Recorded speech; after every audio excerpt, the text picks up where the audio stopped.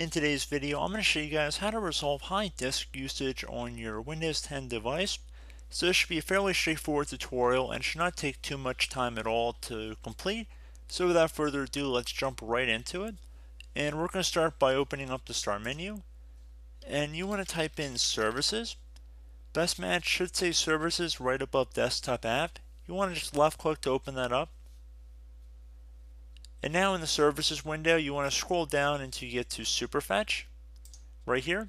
And you want to right click on it, left click on the Properties option on this context menu. Go up and select the startup type in this drop down menu. It might say automatic. I recommend clicking inside this box and setting it to disabled. Proceed to left click on Apply and OK. You're more than welcome to re-enable that at a later time, but that should definitely make a decent difference for your performance if you're really experiencing some serious lagging on your computer. Another thing I would recommend trying would be to go down to your taskbar. It typically is the long bar on the bottom of your screen. It could be on any side of your screen as well, but for most people it's on the bottom. You want to right click on the bar itself on an empty spot, and then left click on Task Manager from this context menu.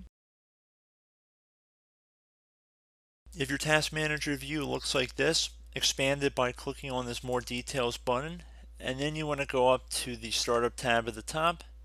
Any programs or applications listed in here should be able to be disabled without too much of a hassle. The exception to this would be any antivirus software, anti-malware applications. I'd recommend keeping those enabled, but for the most part, most of these can be disabled, like Microsoft OneDrive or VMware tools. Now that's because I'm in a virtual environment. That is not going to probably apply to you guys, but you will likely have more programs listed in here if you regularly use your computer. More than welcome to left click on the disable button down here once you've selected the application. You see the status changes to disabled, and when you have a disabled application here, you see the button down here changes to enabled. So basically enable, disable, so it'll change depending on whatever your program you're hovering over.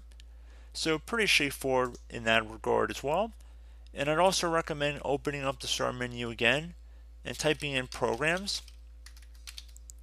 One best matches should hopefully say Add or Remove Programs right above System Settings. You want to left click on that one time.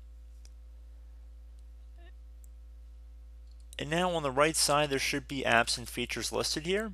Now if it has a Microsoft Corporation in the name, I'd recommend probably leaving it alone, but you're more than welcome to uninstall most of them.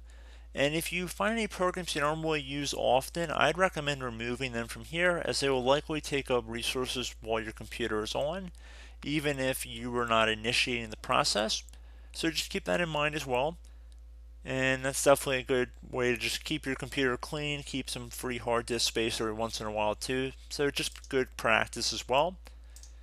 And that's pretty much it, guys. At this point I would recommend restarting your computer, and hopefully your issue has been resolved.